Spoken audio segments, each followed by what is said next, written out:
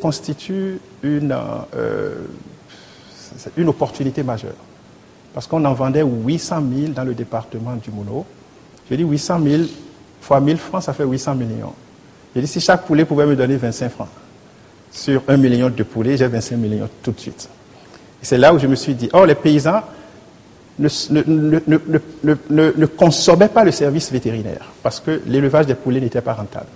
Donc je dis, si j'étais État, je crée un impôt tout de suite. Mais voilà, je ne suis pas État, je suis vétérinaire. Il faut que mes prestations aillent aux éleveurs de poulets locaux.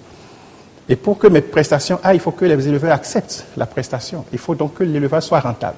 Comment rentabiliser l'élevage? Donc c'est dans ces questionnements que je suis arrivé à faire recours à tout ce que j'étais quand j'étais enfant, tout ce que je faisais. Et j'ai sorti cette logique qui est avec 10 poules locales, on peut produire 300 poulets vivants en 6 mois.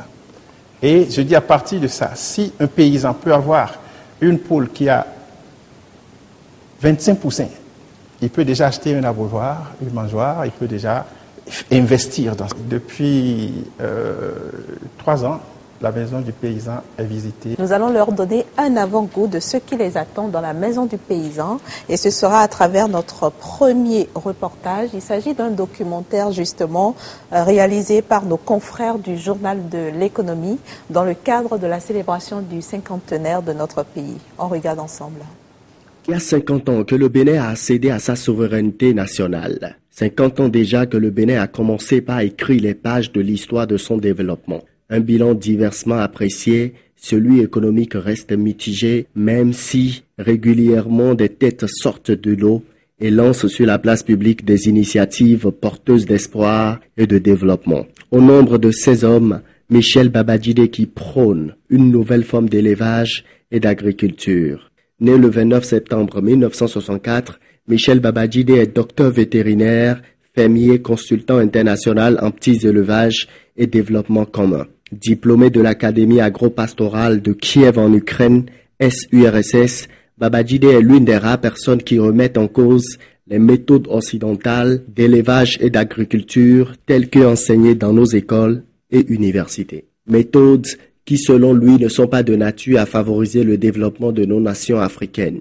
Méthodes dans lesquelles les différents États investissent des milliards sans véritable succès. Il propose alors le retour aux anciennes méthodes paysannes qui consistent à élever sur la même exploitation agricole plusieurs types d'animaux. J'ai pris cette option simplement parce que je me suis aperçu qu'il y a certaines brimades vis-à-vis du village. L'université n'a pas pu régler la question de pauvreté au village. Et malgré tous les efforts qu'ils ont faits, ils n'ont pas pu régler la question de pauvreté, simplement parce que la logique que le blanc nous enseigne, c'est la logique de séparation des races, qui s'inscrit dans un contexte d'industrialisation et de modernisation de l'agriculture. Et comme ça, chaque espèce a eu à développer ses microflores dans cette séparation des races, dans cette industrialisation. Parce que le village s'est toujours développé de cette logique-là. Poulets, pintas, dindons, canards, chiens, chats, cabris, pigeons ont toujours été élevés dans la même cour, ont toujours dormi dans la même chambre. Et les plus faibles sont morts depuis. Il n'y a pas de microflore spécifique à une seule espèce. Ils ont déjà croisé les immunités et ça doit être pour nous, c'est-à-dire une force, parce que entre ces différentes espèces que vous voyez, il y a des synergies, beaucoup de synergies.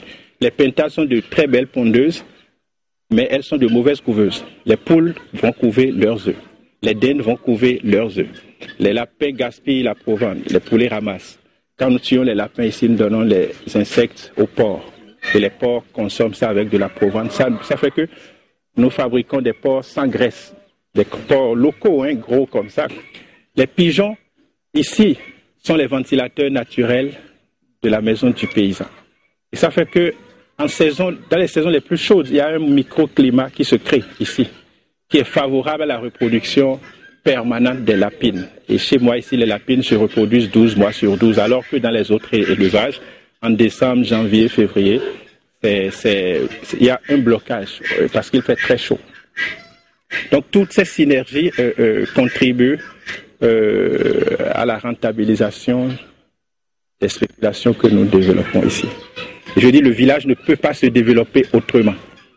C'est un cri d'alarme, un cri de détresse pour que le village devienne comme ça. C'est au fait une image, une projection de ce que la maison d'un paysan devrait être. C'est ici, à la maison du paysan, un site d'élevage d'animaux qu'il expérimente depuis quelques années cette méthode paysanne. Une manière de faire dont les résultats sont concrets, satisfaisants et forcent l'admiration. Nous gérons 700 mètres carrés ici. Nous élevons 56 lapines mères qui nous produisent 2200, 2300 lapins par an.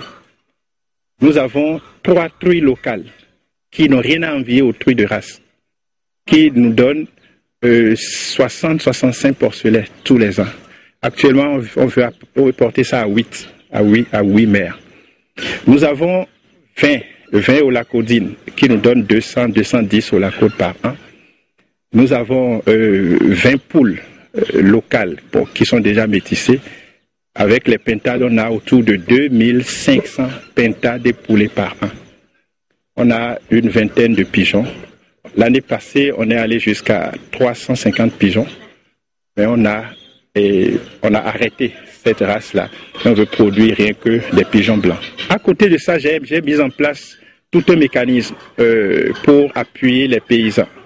Et dans une logique que j'ai nommée le réveil agro-pastoral, où je sensibilise les paysans, ils produisent et je rachète chez eux des lapins, des poulets, des pintades que je revends, que je place sur le marché de Cotonou. Et ça permet aux paysans d'élever plus, ça permet à moi de vendre plus. À cela vient s'ajouter le grand avantage que le citoyen béninois a de disposer en quantité suffisante et de consommer des produits sains et de la viande saine pour être en bonne santé. Mais au regard de tout le succès de cette initiative salvatrice, que fait l'État béninois pour encourager et favoriser la poursuite d'une innovation aussi porteuse d'un développement sain? Depuis l'année dernière, nous avons effectué, une mission que nous renforçons déjà et nous voulons créer un cadre de coopération avec lui pour qu'il nous aide à vulgariser ce processus dans nos centres universitaires. Et d'ici à là, vous verrez donc les projets que nous allons monter ensemble avec lui pour, le bien-être, de nos centres de formation, surtout liés à l'agriculture. Du moment où, si on procède donc à la vulgarisation de ce processus au niveau paysan, je crois qu'il y aura un décollement par rapport à ce volet pour le développement de notre pays. Depuis un certain temps, l'État, les structures de l'État ont commencé par s'intéresser à ce que je fais. Et je crois que ça va déboucher sur tout un programme. Parce que ce que je fais ici, c'est pas pour moi, c'est pour l'économie béninoise. C'est pour que chaque paysan puisse atteindre l'autosuffisance alimentaire. C'est pour que l'Afrique se développe. C'est pas moi. Moi, j'ai fait ce que j'ai pu. Et là, il revient à ceux qui ont la bonne volonté d'appuyer ça pour que ça soit un centre digne de ce nom. Vivement alors que les autorités en charge de la gestion de notre pays et soucieuses de son développement définissent une nouvelle politique qui prenne en compte cette forme d'élevage tant prônée par le fils du paysan Babajide et qui incontestablement mettra le Bénin sur la bonne voie 50 ans après son indépendance. Car c'est une évidence que les techniques occidentales de l'élevage devant conduire au développement ont échoué. La preuve en est que les paysans continuent de s'appauvrir malgré qu'ils sont assistés en permanence par les ingénieurs agronomes et les agents de développement rural formés dans ces écoles et universités. Il ne serait donc pas une illusion d'encourager le retour à l'ancienne méthode paysanne proposée par